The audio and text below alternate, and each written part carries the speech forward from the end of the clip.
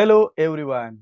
I am Mr. Vaibhav Titarmare, lecturer in Mechanical Engineering Department, NIT Polytechnic, Nagpur. I welcome you all in this 11th lecture, and today's topic for discussion is steel and its classification. So let us recap the previous lecture. In previous lecture, we have learned about the iron-carbon equilibrium diagram. We also learn about the various critical temperatures found on iron-carbon equilibrium diagram, and they are A0, A1, A2, A3 and A4. I hope you understand these temperatures very well. In previous lecture, we have also learned about various invariant reactions happen on iron-carbon equilibrium diagram, such as eutectoid reaction, eutectic reaction, and peritatic reaction. Learning outcomes. After completion of this lecture, you are able to define steel, classify steel in detail. These are the program outcomes you will achieve if you understand this topic very well. Okay, so let us start with this hypoeutectoid steel. Okay, so this is iron carbon diagram we have actually learn. जो iron carbon diagram हमने पढ़ी हुई है, इस iron carbon diagram को अगर हम देखते हैं तो यहाँ पे जो कार्बन का प्रतिशत है उससे हम यूटेक्टाइल स्टील को डिफाइन कर सकते हैं। तो जहाँ पे 0 से लेकर 0.76 0 से लेकर 0.76% अगर कार्बन स्टील में रहता है तो उसे हम हाइपोयूटेक्टॉइड स्टील कहते हैं। ये बहुत ज्यादा इंपॉर्टेंट है। हाइपोयूटेक्टॉइड स्टील में कार्बन की मात्रा 0.76 तक रहती है। Microstructure for iron carbide alloy that are below the eutectoid with composition between 0.002 and 0.7 weight% carbon are hypoeutectoid. Clear है सभी को? तो हाइपोयूटेक्टॉइड स्टील में कार्बन की मात्रा 0.76 तक रहेगी। Let us discuss about the hypereutectoid steel. So, this is the iron carbon diagram that we have learned in previous lecture. यहाँ पे क्या होता है, कार्बन की मात्रा 0.76 से 2.14% तक रहती है।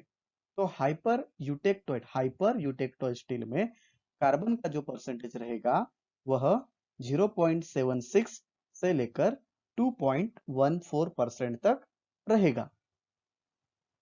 Microstructure for the iron carbide alloys that have composition between 0.76 and 2.14 weight% of carbon are called as hypereutectoid steel.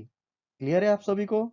तो हाइपरयूटेक्टॉइड स्टील में कार्बन का प्रतिशत 0.76 से 2.14% रहता है। ये दोनों क्वेश्चन एमएसबीटी पेपर में आ चुके हैं।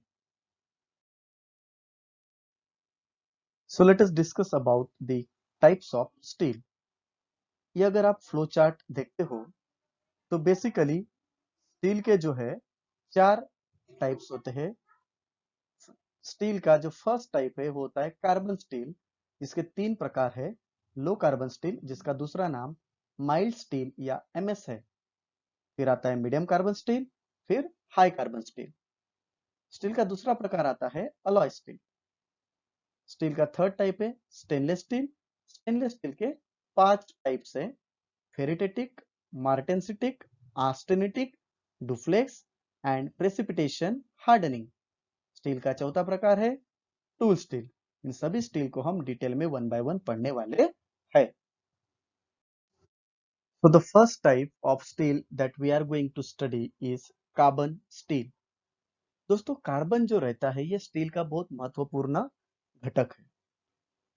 जैसे जितना हम जानते हैं कि जितना कार्बन का परसेंट कम या ज्यादा होगा, स्टील की प्रॉपर्टीज जो रहती है वो चेंज होती है। अगर कार्बन का परसेंटेज अगर बढ़ते गया धीरे धीरे, तो उसकी जो हार्डनेस लेवल है वह बढ़ती जाती है। तो आने वाले टाइप्स में हम यही देखेंगे। देखो, जिस स्टील में कार्बन ज्यादा रहेगा वह हार्ड होगी, और जिसमें कार्बन की मात्रा कम होगी वो सॉफ्ट होगी। यह आपने ध्यान में रखना है। Carbon steel are group by their percentage of carbon content per weight. Carbon के परसेंटेज से हम स्टील को क्लासिफाई करते हैं। The higher carbon content, the greater is the hardness, strength and wear resistance after heat treatment. मैंने अभी बात किया, अगर कार्बन ज्यादा होगा तो हार्डनेस, स्ट्रेंथ और वेयर रेजिस्टेंस काफी अच्छा रहेगा। There are basically three types of carbon steel. First is low carbon steel, जिसको माइल्ड स्टील बोलते हैं या MS बोलते हैं. Second is medium carbon steel, and last one is high carbon steel. The first carbon steel is low carbon steel, as the picture you are seeing in this slide, which are made up of low carbon steel. नाम में दम है, इसमें carbon की मात्रा कम रहने वाली है। आइए देखते इसको। It is also known as mild steel. It contains up to 0.3% of carbon. ये बात आपने ध्यान में रखनी है कि लो कार्बन स्टील में 0.3% ही कार्बन रहता है, 0.3% तक कार्बन रहता है। सो इसकी कुछ प्रॉपर्टी है, जैसे लो कार्बन स्टील टफ है, डक्टाइल है और मैलिएबल है, easily joint and welded, they have poor resistance to corrosion. इसका कोरोजन रेजिस्टेंस अच्छा नहीं है, इसको जंग लग सकता है। Often used as a general purpose material, bright fibrous structure, इसका जो स्ट्रक्चर है वो फाइबर जैसा होता है। Can be easily forge and weld, इसको हम इजीली वेल्डिंग कर सकते हैं या फोर्जिंग जो प्रोसेस है वह हम इसके ऊपर करते हैं। कैन बी परमानेंटली मैग्नेटाइज, हम इसको परमानेंटली मैग्नेटाइज मतलब इसके अंदर हम चुंबकत्व ला सकते हैं। रस्ट रैपिडली मतलब इसको जो जंग लगना है, कोरोजन होता है वो बहुत फास्ट होता है। These are some applications such as nails, खिल्ले, screw, car bodies, structural steel used in the construction industry. तो nails बनाने के लिए, screw बनाने के लिए, कार की bodies बनाने के लिए या structural मतलब घर बनाने के लिए जो स्टील लगेगी उसमें हम लो कार्बन स्टील का इस्तेमाल कर सकते हैं। So the next steel is medium carbon steel. The applications of medium carbon steel as you are seen in this slide. जैसे इसका नाम है मीडियम कार्बन, मतलब इसमें कार्बन की मात्रा ना ज्यादा रहेगी ना कम रहेगी, ये मीडियम रहेगी। तो कितनी रहेगी? इट कंटेन्स 0.3 से लेकर 0.6% ऑफ कार्बन। इसमें 0.3 से लेकर 0.6% ऑफ कार्बन रहता है। But offer more strength and hardness but less ductile and hardness. अब इसके हार्डनेस और स्ट्रेंथ क्यों बढ़ी? क्योंकि इसमें कार्बन की मात्रा बढ़ी, इसलिए इसकी डक्टिलिटी और मैलिएबिलिटी क्या हो जाएगी? कम हो जाएगी। बराबर। It has better hardness and tensile strength, इसकी हार्डनेस और टेंसाइल स्ट्रेंथ काफी अच्छी होती है। Medium carbon steel has lower ductility and high strength. Ductility मतलब हम इसके वायर बना नहीं पाएंगे, बस इसकी स्ट्रेंथ काफी अच्छी होती है। It can be easily rolled, forge, welded and machine, इसको हम रोलिंग ऑपरेशन अच्छे से कर सकते हैं, फोर्जिंग कर सकते हैं, वेल्डिंग कर सकते हैं और इसके ऊपर हम मशीनिंग कर सकते हैं, दैट इज मशीन्ड इजीली।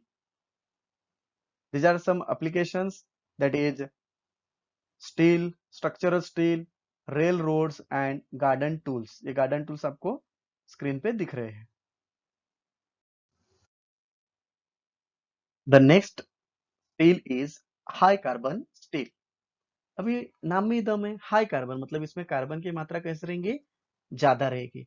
अगर कार्बन की मात्रा ज्यादा रहेगी तो हार्डनेस सबसे ज्यादा रहेगी इस टाइप की स्टील की, मतलब यह स्टील स्ट्रॉन्गेस्ट स्टील रहेगी। बराबर।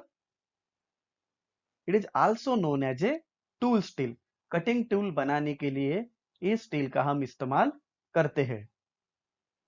It contains 0.6 to 2% of carbon, मतलब 0.6 से लेकर 2% ऑफ कार्बन इस टाइप के स्टील में रहता है। Very hard but offer higher strength, less ductile and less malleable. इसमें कार्बन ज्यादा है इसलिए इसकी स्ट्रेंथ बहुत ज्यादा है, बट जैसे इसकी स्ट्रेंथ बढ़ गई, इसकी हार्डनेस बढ़ गई, तो इसकी डक्टिलिटी और मैलिएबिलिटी क्या हो जाएगी, कम हो जाएगी।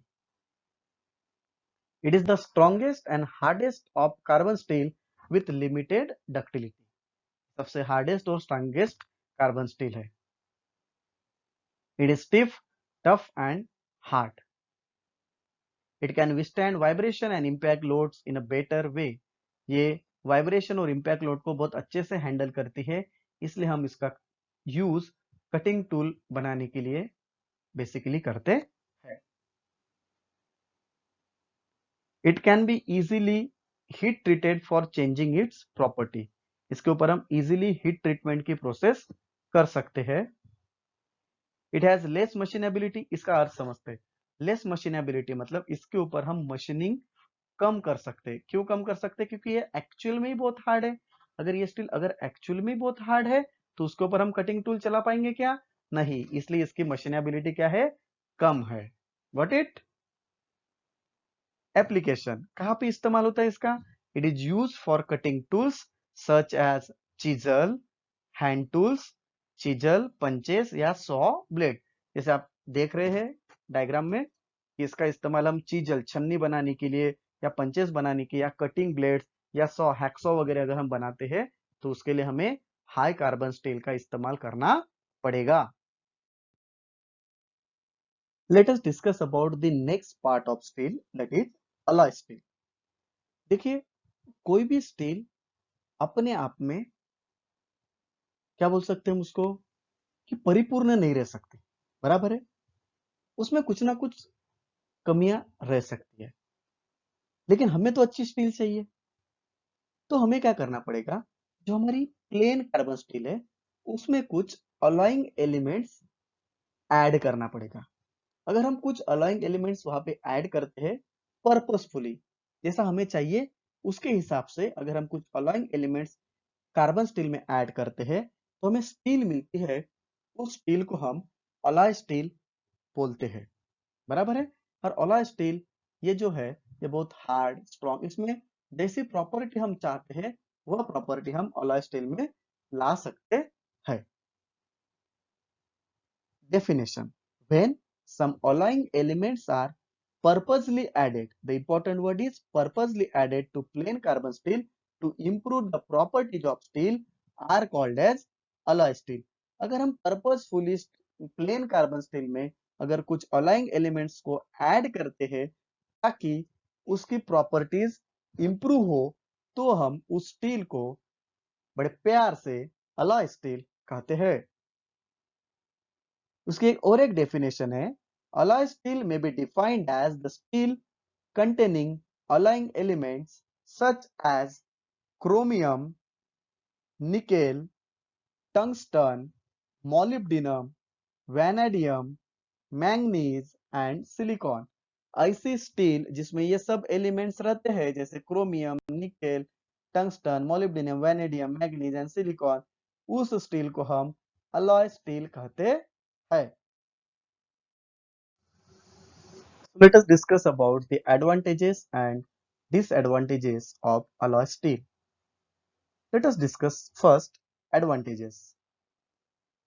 जो alloy steel रहते हैं उनकी हार्डनेस अच्छी रहती है, better hardness, better strength and better ductility.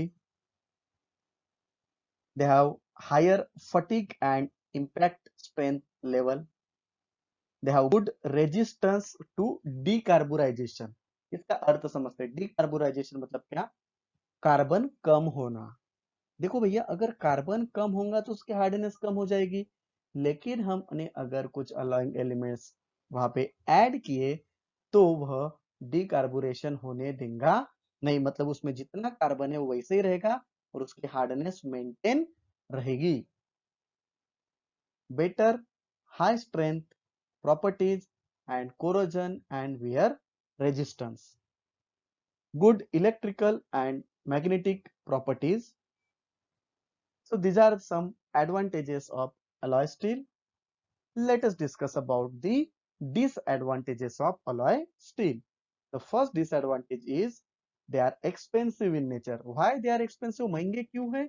क्योंकि हमें बाहर से कुछ alloying elements वहां पे ऐड करना है, तो therefore they are expensive. Not practical for most of the road vehicles. अगर ये हम सबको alloying करते जाएंगे तो बहुत खर्चा आएगा. Therefore they are not practical for the road vehicles. It may break in racing vehicle. Such vehicles are called as Mack vehicle, which are made up of aluminium. बराबर है? ये अगर हमने Mack vehicles में अगर यूज किया तो शायद वो टूट फूट सकते हैं, राइट? और अलॉय स्टील को अगर हमको मैन्युफैक्चर करना है, बनाना है, तो हमें स्पेशल हैंडलिंग की बहुत जरूरत रहती है. That is need of special handling, right? So these are the unit outcomes achieved. Let us revise the today's lecture. In today's lecture, we have classified the steel. Very first, we have studied about the hypoeutectoid and hypereutectoid steel. Hypo means the carbon percentage is up to 0.76%, and hyper means the range of carbon is 0.76 to 2.14%. After that, we have learned about the carbon steel and their types. It is low carbon steel, medium carbon steel, and high carbon steel. We have understand that is the carbon percentage, the properties and applications of various carbon steel. And in last, we have learned about the alloy steel, their advantages and disadvantages. These are the program outcomes achieved by successful completion of this lecture. So let us discuss about the most likely asked question in MSBT. Write the percentage of carbon in hypoeutectoid and hypereutectoid steel. बहुत ज्यादा important है, MSBT में हर बार आ ही रहा है ये. Then write the percentage of low carbon steel with their properties and application. Write the percentage of carbon in medium carbon steel with its properties and application. Write the percentage of carbon in high carbon steel with its properties and application. And what is alloy steel? Write its advantages and disadvantages. So you can thoroughly go through this question and write the answers in your copy, right? Thank you very much guys for your kind attention. In next lecture we are going to study about the alloying elements. I hope आप सभी को ये lecture पसंद आया होगा. ऐसे ही हंसते रहिए, मुस्कुराते रहिए और पढ़ते रहिए. Thank you.